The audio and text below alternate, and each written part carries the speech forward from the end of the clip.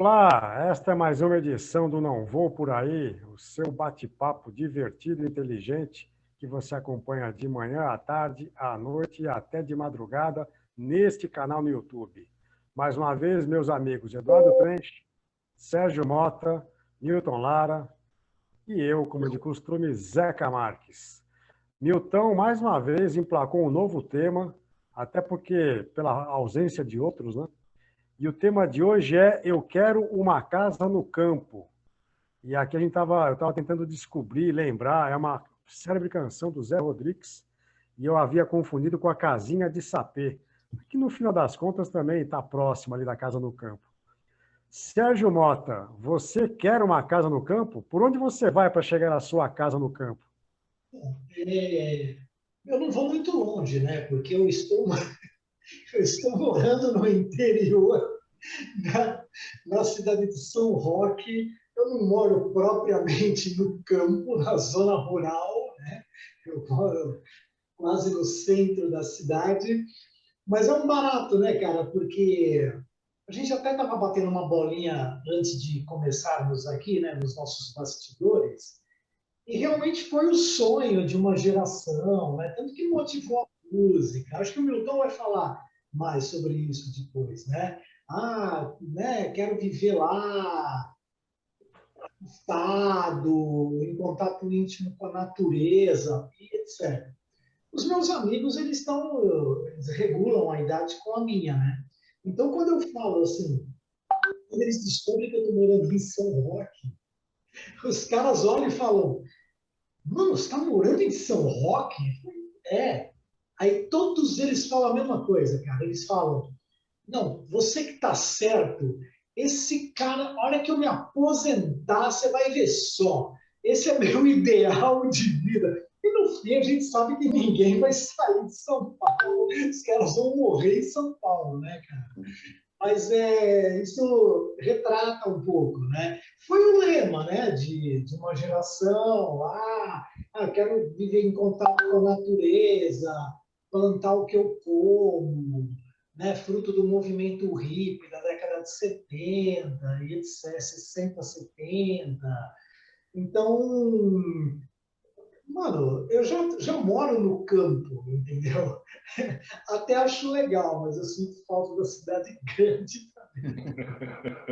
Sérgio Mota, eu trabalho em Bauru, na Universidade Estadual Paulista, né? Então eu passo pela Castelo Branco, vejo sempre a placa de São Roque, e eu diria a você que daqui a pouco o São Roque vai fazer parte da Grande São Paulo, porque o trânsito, depois da entrada para Sorocaba, na Castelo, melhora que é uma beleza. E até Sorocaba é um trânsito carregado, não é? Mas eu diria que eu não tenho uma casa no campo, eu tenho um apartamento no interior, mas é o meu ambiente de trabalho, não é o meu refúgio de férias. Newton Lara, você que sugeriu o tema, você me parece uma pessoa tão citadina, eu desconhecia esses seus desejos de férias e feriados. É isso mesmo? Não, na verdade, quando eu propus o tema, eu propus com uma interrogação e uma exclamação. Eu quero uma casa no campo, porque, como o Mota já citou, isso foi um sonho, o sonho de uma geração. Viver de forma mais natural, de forma mais simples, mais próximo do mundo e menos sujeito às intempéries da cidade, principalmente da cidade grande, principalmente de São Paulo, que é uma loucura.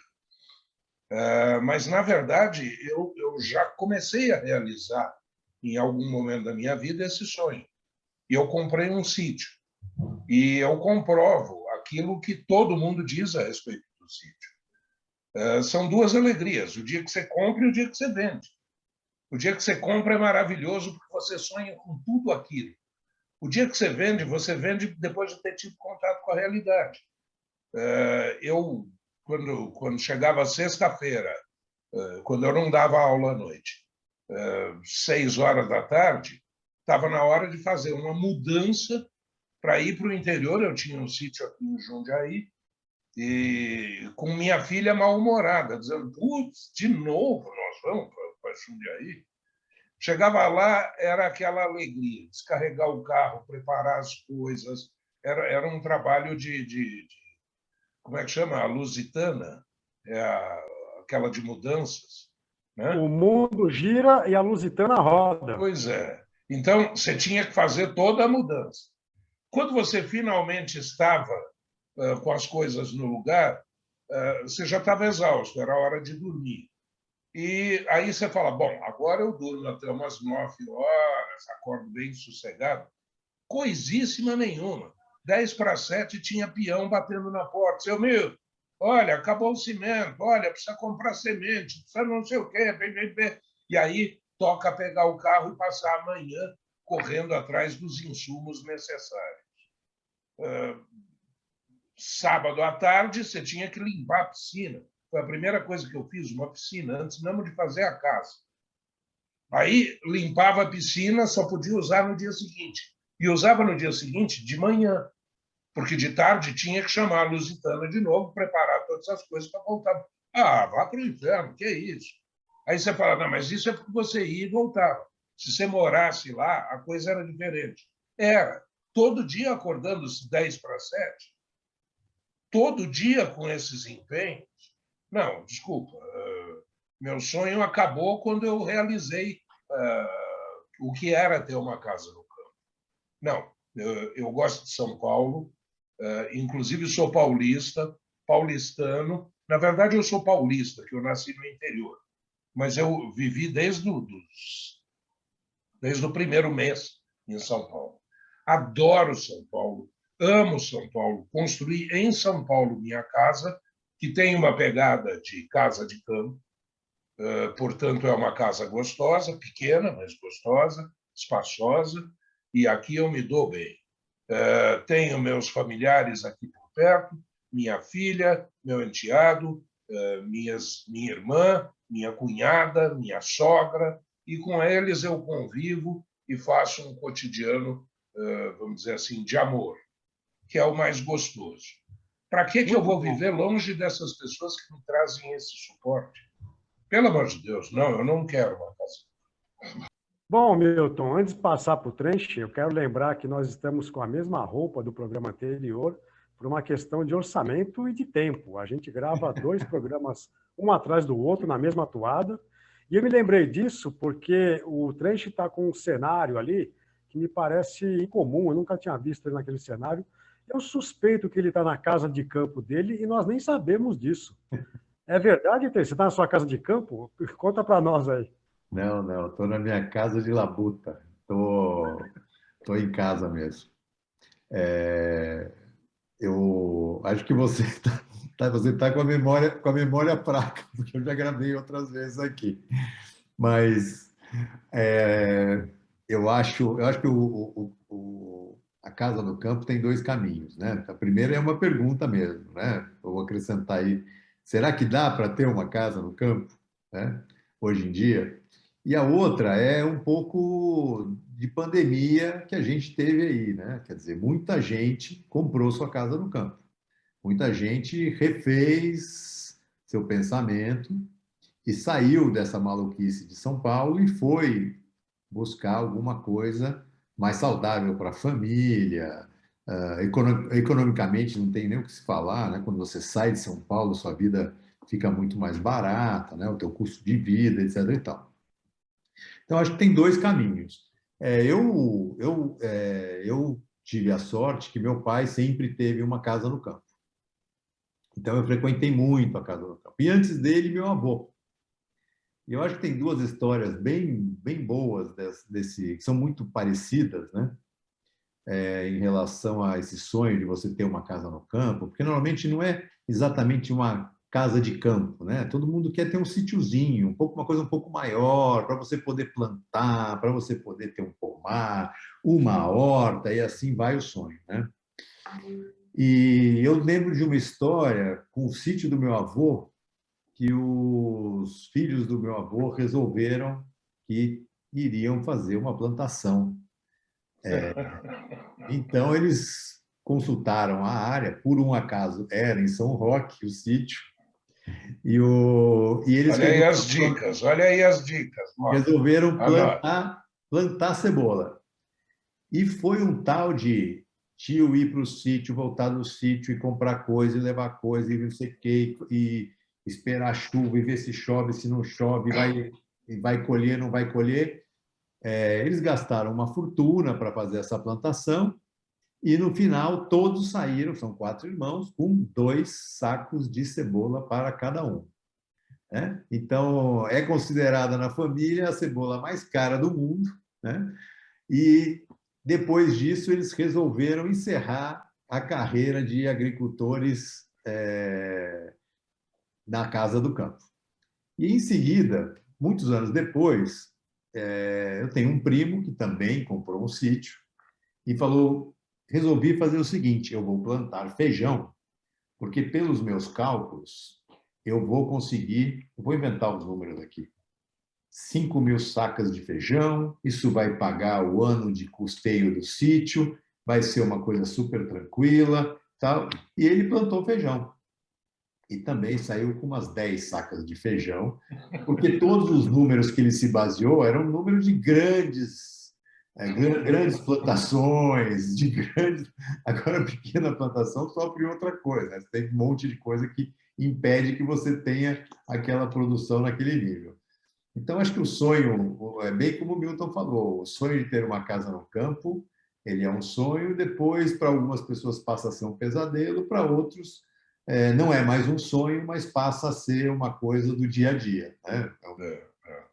Deixa eu contar, você falou da experiência lá da plantação.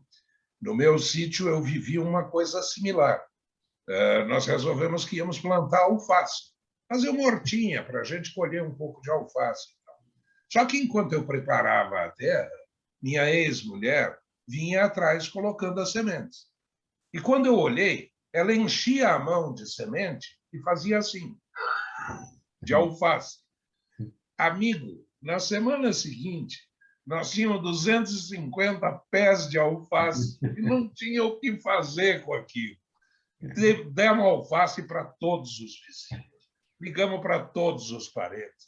Em casa era almoço de alface, jantar de alface, suco de alface, café da manhã de alface. Em que ano foi isso, Milton? 1900 e nada, né?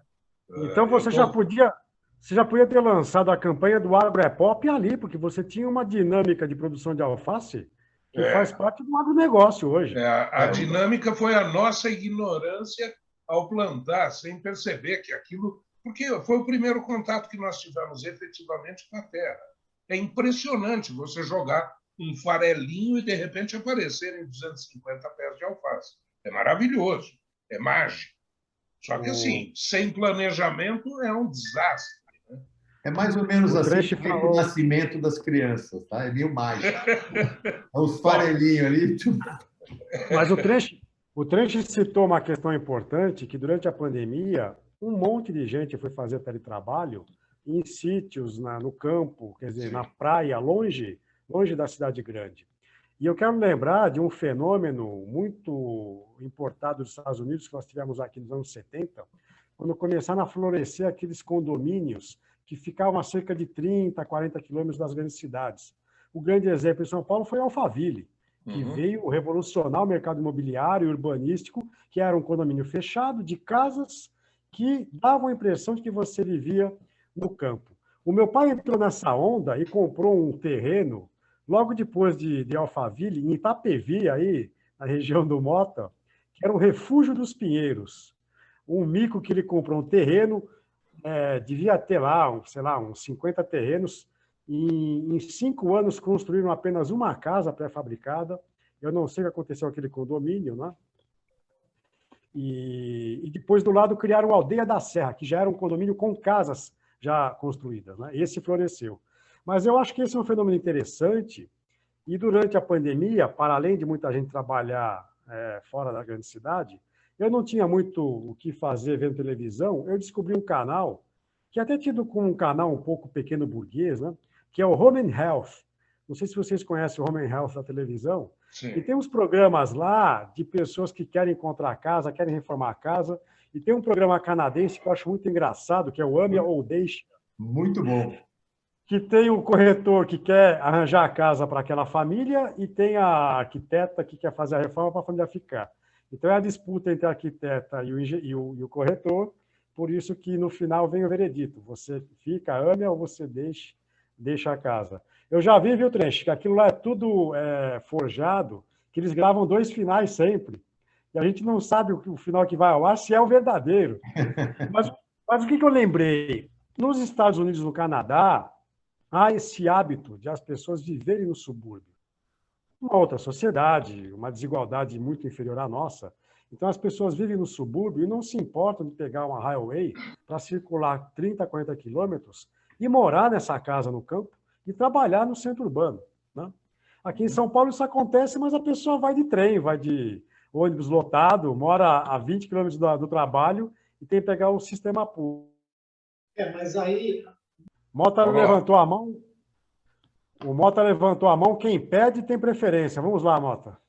Vamos lá, então. Eu só queria dizer o seguinte, que o lance da pandemia foi bem lembrado, né?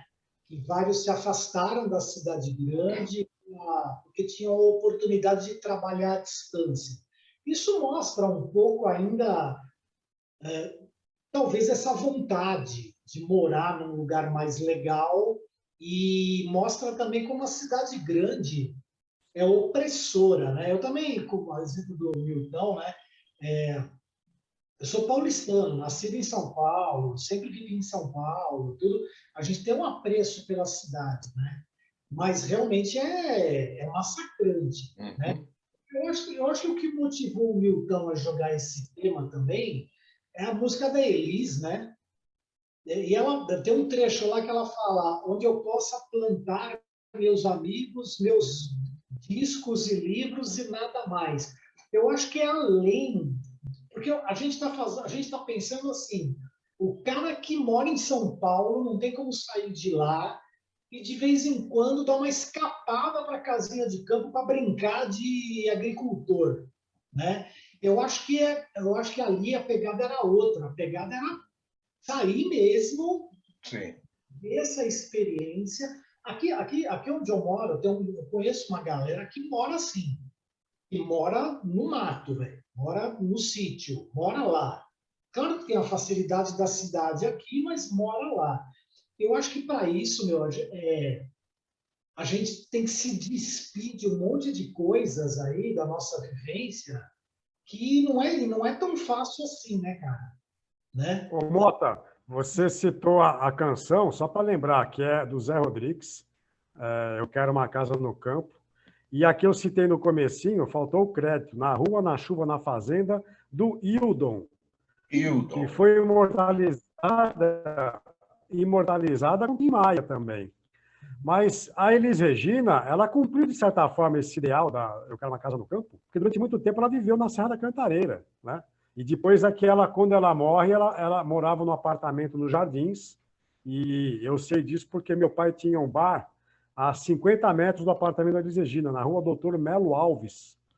E o Milton conhece bem, porque o Milton já circulou muito pelos Jardins também. E eu conheci também o bar do seu pai, porque quando você me disse onde era, meu irmão teve uma espécie de casa noturna a 10 metros de onde morreu Elis Regina. E quando você me disse onde era o bar do seu pai, eu passei por lá e conheci, lá na esquina, né? Lá embaixo. Quando você foi, meu pai já não era o dono do bar, sim, né? Sim. Mas agora, não querendo desviar do assunto, qual era a casa do seu irmão na Melo Alves? Era uma espécie de clube, chamava 400, era no número 400 da Melo Alves. Ah, eu sei. Agora eu quero mudar um pouco a direção da nossa casinha no campo, porque eu acho que muita gente também tem o desejo de uma casa na praia. E vocês não comentaram nada sobre viver ouvindo o barulhinho das ondas do mar. Isso não fascina vocês? Para além do barulho do vento e dos passarinhos, as ondas do mar não fascinam vocês? É que lá não dá para plantar cebola, nem feijão. Nem alface. Nem alface. Se escolher, eu moraria numa cidade onde tivesse mar. Eu gosto do mar. Mas eu não sei se eu quero acordar com o barulho das ondas todo dia, porque também acordar com um passarinho todo dia é pi, entendeu? Então mas eu acho legal. O mar eu acho. Eu tenho um amigo que se mudou para Balneário Camboriú. Eu fui visitá-lo e ele arrumou um apartamento que ficava de frente para o mar, só a avenida na frente. E, por incrível que pareça, ele me disse: eu estou tendo dificuldades de dormir porque o barulho do mar me incomoda e não deixa eu desligar. Eu falei: não é possível, nós somos insatisfeitos a vida inteira. O cara dorme com aquele barulhinho de mar e ele acha insuportável. Então, esse é o ser humano. Eu acho que o Mota é daquelas pessoas que, alguns tempos atrás, começaram a reclamar em São Paulo que eram acordados com o barulho dos pássaros que ficavam nas árvores perto das casas, né? Então, a discussão foi interessante, porque muita gente disse: mas quem é intruso aqui é o ser humano, não é o passarinho que está ali na árvore de frente à sua casa cantando às 5 da manhã. Não, mas a sacanagem, ô Zeca, é que o sabiá começa lá pelas 3h30, 4 horas, já começa um pi, pi, e o bicho vai e não dá sossego. Eu moro numa região que tem um monte, eu já acostumei, durmo tranquilo. Mas ele realmente, para quem tem sono leve, ele é uma cruz. Então, Mota, se você voltar para São Paulo, faça uma exploração primeiro, escolha um bairro onde haja poucos sabiás para o seu conforto doméstico. A questão da praia e do campo me fez lembrar uma outra questão, eu queria saber o que vocês pensam, a gente está na reta final do programa. O Rio de Janeiro tem o fascínio que tem, ou construiu o seu fascínio ao longo dos anos, justamente porque ele sempre combinou praia com floresta. Então, a gente tem de um lado a Floresta da Tijuca, do outro lado tem o mar, o oceano, e as pessoas podiam experimentar, podiam ter as duas experiências, né? De viver mais afastado ali da costa, na floresta, na mata, e ao mesmo tempo desfrutar da praia. Rapidamente, o Rio de Janeiro ainda provoca esse fascínio a vocês? O meu irmão falou que moraria numa cidade praiana, você moraria no Rio? Para a gente encerrar? Moraria na Zona Sul. O Rio de Janeiro é grande, né? Demais. Eu moraria ali. Mas também não na Barra da Tijuca, lá não. Eu moraria na tradicional entre o Leblon e Ipanema, incluindo Laranjeiras, Jardim Botânico, aí eu moraria. Acho legal. Você não é bobo, não. Dado Trench. Eu acho o Rio de Janeiro uma das cidades mais bonitas que eu já vi na minha vida. Essa fusão do mar com a cidade, com a floresta, com as montanhas, eu acho que é uma coisa do outro mundo. Eu acho realmente uma das cidades mais bonitas. Pena que está passando, já faz muito tempo, por um problema muito sério de segurança, né? Então, essa deixa a minha dúvida se eu moraria no Rio de Janeiro, mas sem dúvida é a cidade maravilhosa. Milton Lara, você quis trazer essa sua gênese paulista e falsamente paulistana, porque você não nasceu em São Paulo, na cidade de São Paulo. Mas o que você pensa sobre o Rio? Bom, em primeiro lugar, vou me defender dessa acusação grosseira que você fez, porque eu já disse que eu não sou paulistano por nascimento, embora seja paulistano de coração, porque passei minha vida toda em São Paulo.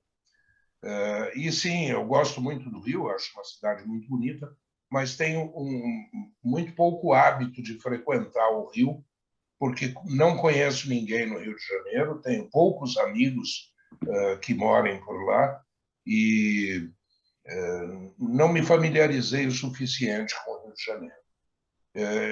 Não me parece a cidade para a qual eu me transferiria.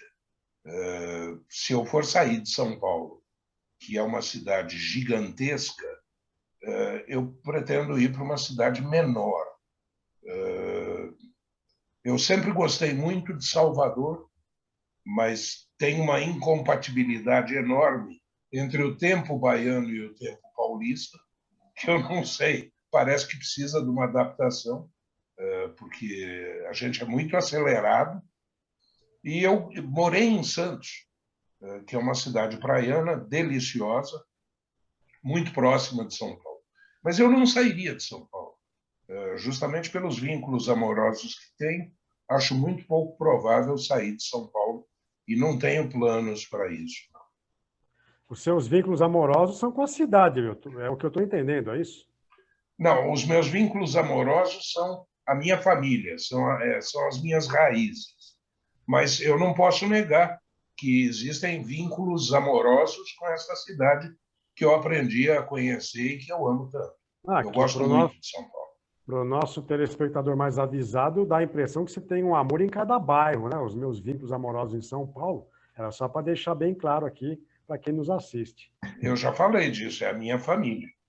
Minha família, as pessoas que eu amo e os meus amigos. Embora um esteja em São Roque, outro esteja em Bauru e assim por diante, mas o Trench está aqui em São Paulo e a gente se encontra com frequência, quase uma vez por ano, né, Trench?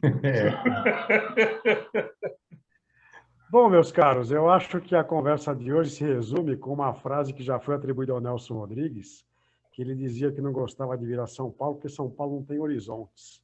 Eu acho que essa busca da casa no campo ou da casa na praia é justamente porque a gente sente falta de poder enxergar o horizonte, né? Eu acho que o Mota em São Roque consegue enxergar bem o horizonte. Aqui em Bauru, para mim, também não é difícil, até porque eu moro no extremo da cidade, onde está o campus da universidade. Mas essa fica uma boa definição. Acho que o ser humano... Não, desculpa. Não é uma boa definição. Qualquer definição que machuque São Paulo, eu tendo a refutar. É um absurdo. O horizonte está no imaginário das pessoas. Essa é uma visão carioca, que é aquela visão contrária a São Paulo, que sempre estimulou essa briga e essa discussão entre Rio de Janeiro e São Paulo. Então, eu já proponho um tema para um programa futuro, que é essa rixa entre São Paulo e Rio, ou entre paulistas e cariocas, a começar pelo biscoito ou bolacha. Então, acho que o tema pode ser esse para um próximo programa. Nós temos que terminar a edição de hoje. Mais uma vez, muito obrigado, Sérgio Mota, Dado Trench, Milton Lara. Zeca Marques agradece a audiência.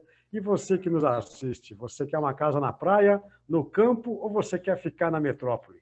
Escreva para a gente, os nossos contatos estão na tela. Este é o nosso canal no YouTube. E um abraço para o Ed BR e para o João Manuel, que são responsáveis por colocar tudo isso aqui no ar. Mais uma vez, muito obrigado. Até a próxima. Valeu.